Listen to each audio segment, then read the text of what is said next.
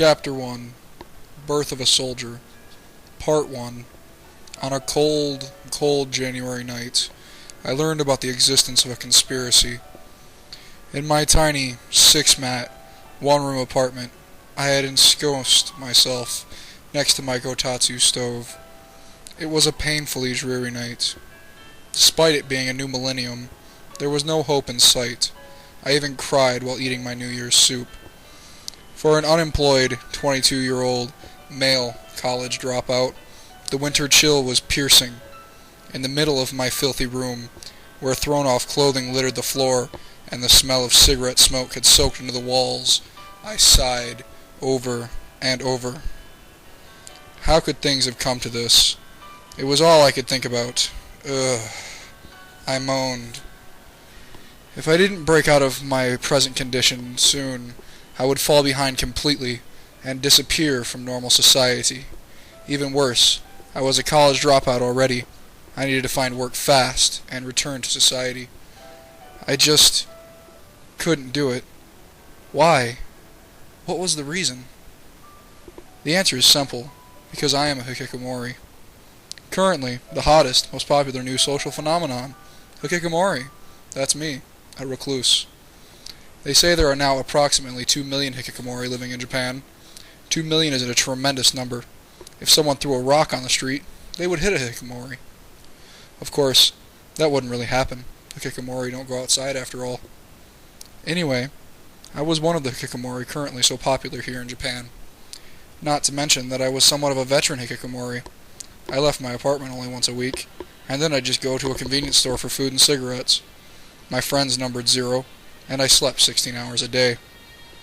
This year would mark 4 full years of living as a hikikomori. My lifestyle had caused me to drop out of college. Seriously, I was such a frightful hikikomori that I should have been approaching professional status.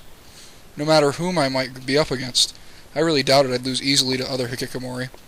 In fact, I was confident that if an International Hikikomori Olympics were to take place, I would score pretty well. I was certain I would beat out other hikikomori regardless of country, whether it was a Russian hikikomori who escaped through vodka, an English hikikomori who was drugs, or an American hikikomori who found escape by randomly shooting guns indoors. Right, the famous founder of Kyokushin Karate, Mr. Musutatsu Oyama, also known as the God Hand, supposedly holed up in the mountains during his youth in order to hone his spirit before going on to become the world's strongest karate master. If you think about it from that standpoint, then I, who have been holed up continuously in this apartment for a number of years, must be, at this very moment, incredibly close to becoming the strongest man in the world. Well, it was worth a try. I decided to set up a beer bottle and try to break it with a chop of my hand. Hi-ya! While wrapping my bloodied right hand in a bandage, I sat back down at the kotatsu. Any way you look at it, my mind hadn't been working properly of late. Could it be because I got 16 hours of sleep per day? Or was it because I'd avoided contact with other people for more than half a year? All day long my brain remained in a fog. Even when I walked to the bathroom, my gait was unsteady. But I didn't care about all that. The more immediate problem was how to break out of this helpless hikikomori lifestyle. Yes, I have to escape this festering hikikomori life as fast as possible. A return to human society, a rebound from dropping out. I'll work, find a girlfriend, and lead a normal life. If I continue this way, I will become a trauma victim. If I continue like this, I will be disqualified as a human being. I need a resolution right now. Resolutions, however, such as, today's the day I go outside and make myself find a part-time job, just faded away like mist in fewer than 10 minutes. Why? Why is this? Probably my ridiculously long life as a hikikomori had rotted away the very roots of my spirit. I can't go on like this. I must do something quickly. At that point, I decided that in order to force my thoroughly weakened spirit to recover, I would try taking some of the white drug I ordered online. Even though it's called white drug, it's not a major stimulant or anything. It's a perfectly legal, relatively powerful hallucinogen. However, although legal, it's said to have nearly the same effects as LSD. It acts directly on the serotonin receptors in the brain and reputedly causes unbelievably intense visions. Exactly. To escape my gloomy situation, I had no choice but to rely on pharmaceutical power. I had been pushed to the extreme of trying to stimulate my own worn-out brain with violently strong hallucinogens. It's just as the famous Tatsuhiko Shibusawa said, the enlightenment you receive through religious training and the enlightenment you receive from drugs are, in the end, one and the same, or something like that. If that's the case, then let me be enlightened through drugs. I will gain enlightenment and escape my hikikomori life. I will shatter my feeble spirit and replace it with a strong, sturdy courage. I will place just a small amount of the white drug on top of my kotatsu, and in one breath, I will snort it up my nose. Part 2. Oh, how wonderful, how pleasant. In my tiny, grimy, 6-mat, one-room apartment, with a kitchen sink filled with dirty dishes, and a floor littered with cast-off clothing, I actually experienced a trip. The walls wobble and squirm while the air conditioner breathes deeply.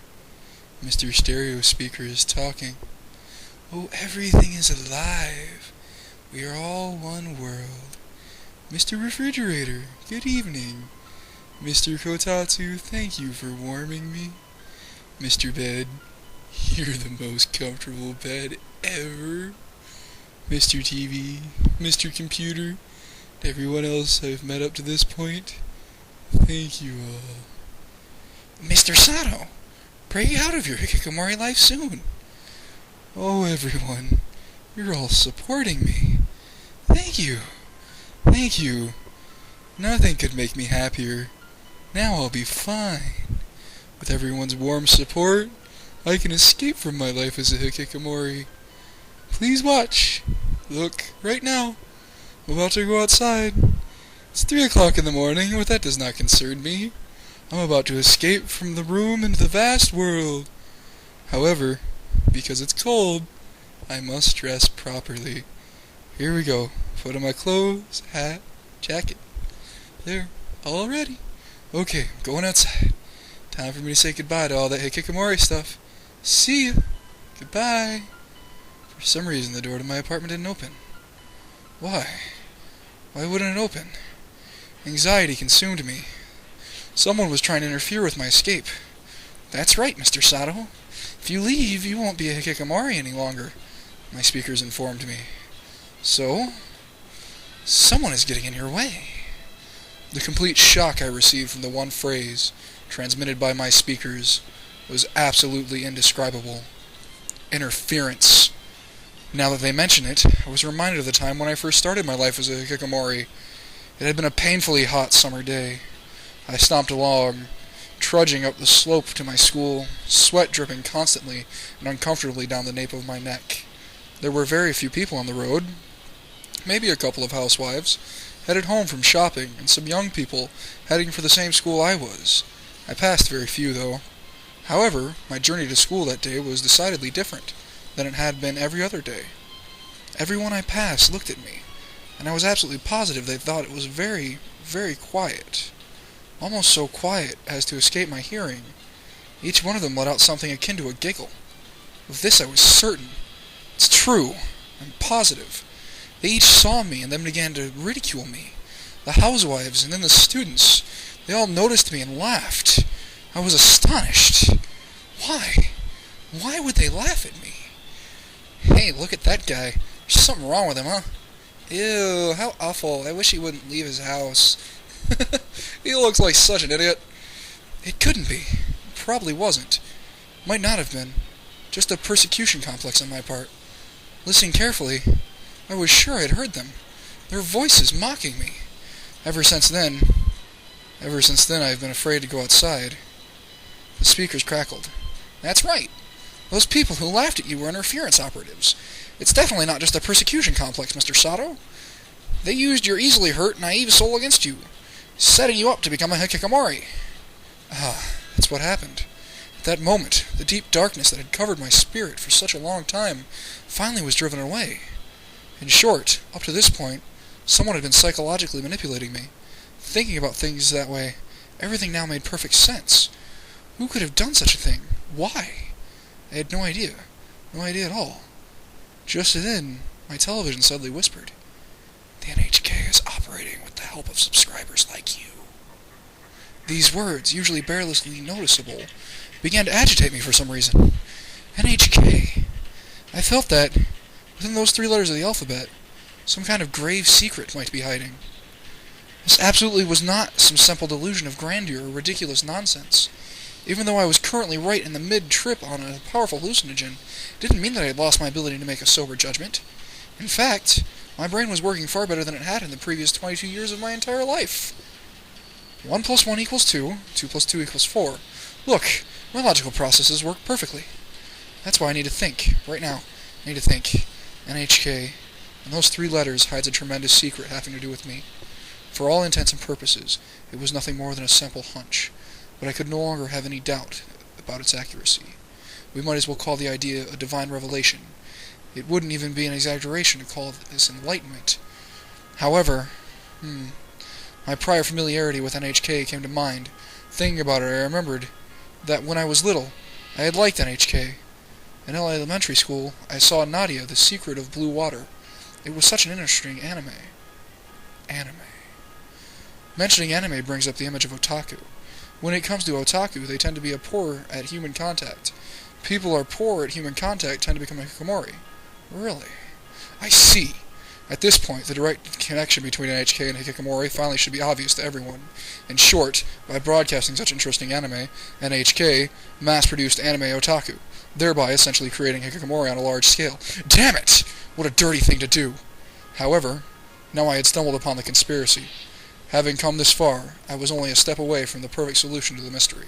Resting my head on the kotatsu, I devoted myself to thought. Thanks to the drugs, my field of vision was spinning. All the furniture in my room cheered for me in unison. Right. With the help of my furniture friends, no one could stop me.